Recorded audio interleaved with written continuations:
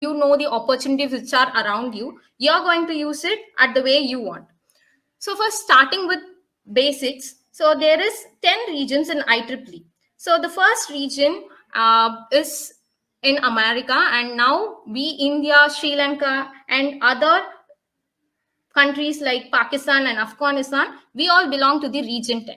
And then in the region 10, we are a separate section, that is IEEE India. And then in India, we have different state, right? So for us, Madras section is there. And for the other states like Kerala section, Hyderabad section, Gujarat section. So each and every state have different sections, and they have different chairpersons, vice presidents, and secretaries, etc. And also they have a different student coordination team in each section. So in our region, there are 45,000 people, that is student members, like you people who are studying in engineering college. So you have a student branch, that is SA Engineering College student branch. Like that, the others colleges like PIT and JPR Institute of Technology, each college has a different student branch, and then there will be a set of student members who are a part of IEEE and different societies which are there in IEEE. Yes. So now we are coming to the main point, why we have to join an IEEE. So what is the main reason we have to be there in IEEE? Because in our class itself, there will be like around 50 to 60 students will be there, and only 2 or 3 students will be a part of IEEE. Why you have to join? The thing is that first,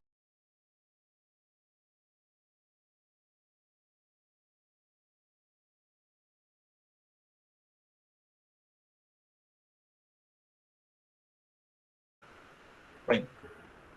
So first of all, we have to know what is active power and reactive power. So I will presume that you know very well what is active and reactive power. So with that, I'm moving for further topics. Okay. So you have to know what are the devices which will inject the reactive power in the system, in the power system, and what are the devices which usually consumes the reactive power in the power system. Okay. So there will be a source, and another one will be a sink. Okay. The sources, if you ask what is sources of reactive power, our synchronous generator. Okay. And there will be a compensators like capacitor banks. Okay. And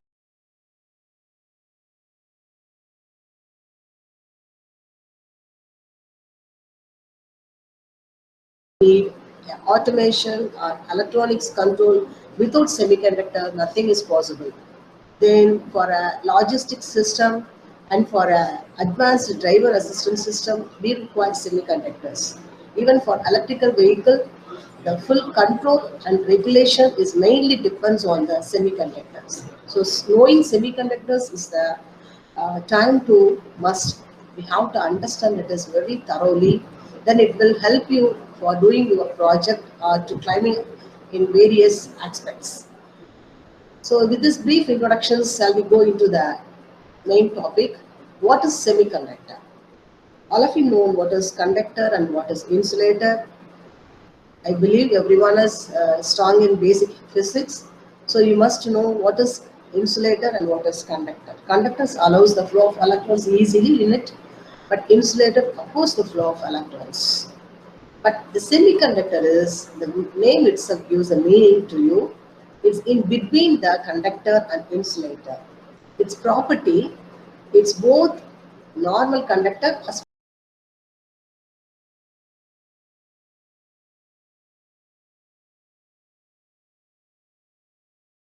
Here, power electronics convert in the sense I'm covering all the categories, and which will be covering the next to the load. And before it is reaching to the load, I'm having a sensor to have some control strategy to control the magnitude or to control the frequency, whatever it may be. And the output, again, it can be AC or DC, but it will be of a regulated one. My input AC or DC is an unregulated. Here I'll be getting a regulated output. Fine.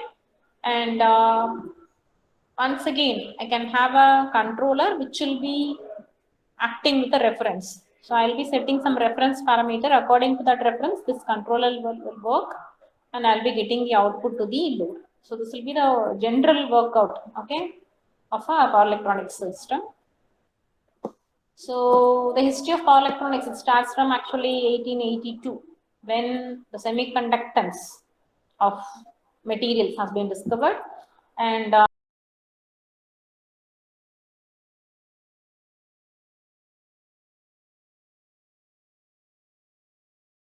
the wind monitoring station across the country, from starting from Kanyakumari to Kashmir and Arunachal Pradesh to Gujarat. We have covered, and also we covered the wind monitoring station like Andaman Nicobar Islands and Lakshadweep Islands. So these are the locations we have the dedicated wind monitoring station like 20-meter level to 120-meter level at various heights we have it. And based on the measurement data and also numerical weather prediction data sets, we assess the wind power potential at 50-meter level, 80-meter level, and 100-meter level, and 120-meter level. So at 50-meter level, 50 gigawatt, 49 gigawatt, and 80-meter level we assessed 103 gigawatt, and 100-meter level we assessed 302 gigawatt, and 120-meter level we assessed 695 gigawatt. So apart from this, also I said the solar radiation resource assessment country across the country, we have installed 115 locations for every 110 meter, that is every 1 degree latitude.